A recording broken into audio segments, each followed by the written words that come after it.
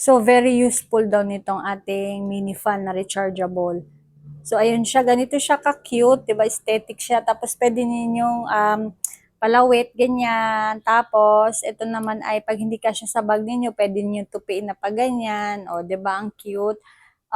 Gamit na gamit ko to pag once na ako ay nagko-commute sa jeep. Tapos, ito nga po pala ay meron siyang ganito yung kanyang pag inon ninyo sa plus, meron siyang 20, 40, 60, 80, and 100.